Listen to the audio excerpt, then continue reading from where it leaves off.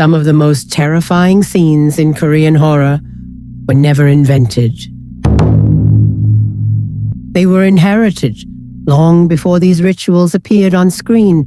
They were performed to protect families, appease the dead, and prevent disasters that had no other explanation. But when these rituals fail or are misunderstood, the result is not salvation. It is haunting. So when these rituals appear in Korean horror films, they are not fictional devices. They are fragments of real belief, real practices, and real fears. Here are some of the real rituals that Korean folk horror films are based on. At number 5, Bujeok, or talisman and protection, a ritual that looks harmless: paper, ink, symbols. In Korean horror, talismans are everywhere, pressed onto doors, walls, and bodies. For a moment they work, then they fall. This imagery appears in The Guest, TheWailing, and Exhuma, reinforcing the idea that protection is temporary. In real belief, Bujeok date back to the unified Silla period and were never meant to function alone. They were spiritual seals, warnings rather than walls. Films exaggerate how easily they fail, turning a protective object into a fragile illusion. What they leave out is that Bujeok were part of a larger system of rituals and vigilance. What makes this disturbing is the realization that safety was never permanent to begin with. Culturally, Bujeok symbolize boundaries, the thin line between being protected and being exposed. At number 4, Jakdu, or dancing on blade swords, a ritual where belief becomes physical. In some of the most unsettling scenes in Korean horror, the danger is quiet. The shaman climbs barefoot onto upright blades to demonstrate true spirit possession. If the spirit is present, the shaman will not bleed. If the spirit withdraws, the ritual stops immediately. This is not performance, it is verification.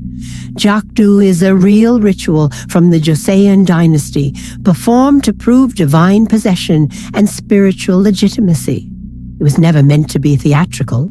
It was a test.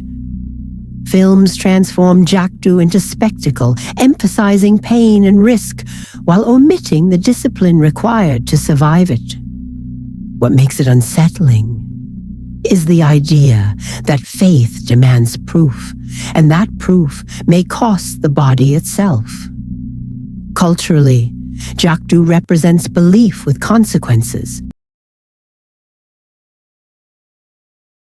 Ssitkimgut, or cleansing ritual of the dead, is at number 3.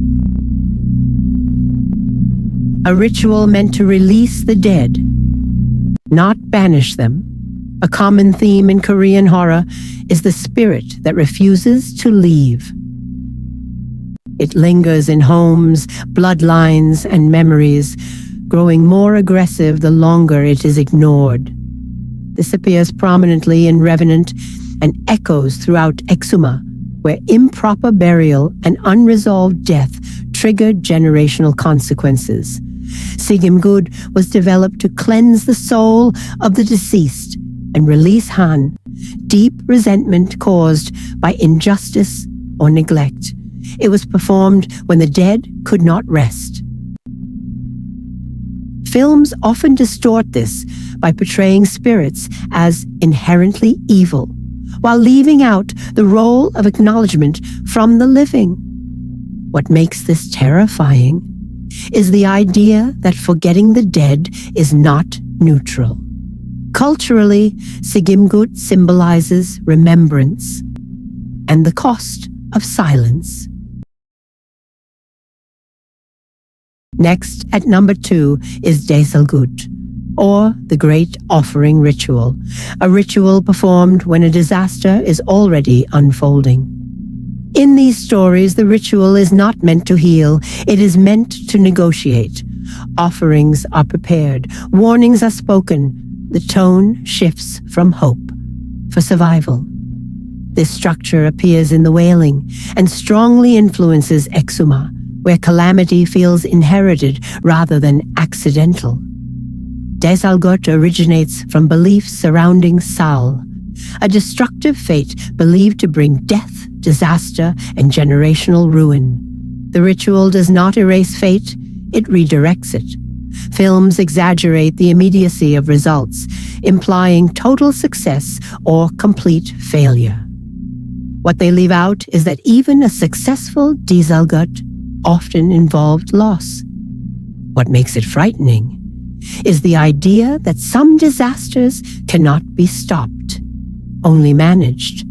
Culturally, Daesalgut represents inherited debt. And at number 1 is the gut, or the shamanic ritual ceremony, the ritual that appears most often and fails the most dramatically. In Korean horror, the turning point rarely arrives with a scream. It arrives with a ritual. Drums pound, costumes change, a shaman chants as unseen forces gather. Scenes like this appear in Wailing and Exhuma, where the ritual itself feels unstable, unpredictable. That's because a gut is not an exorcism, it is an invitation. In real Korean shamanism, gut rituals were used to diagnose misfortune and negotiate balance with spirits. The shaman does not command, they communicate. Films exaggerate chaos and possession while omitting preparation and cleansing. What unsettles modern audiences is the idea that asking for help does not guarantee safety. The wrong spirit may answer. Culturally, gut represents moral responsibility, the belief that suffering has meaning and misunderstanding it can make everything worse.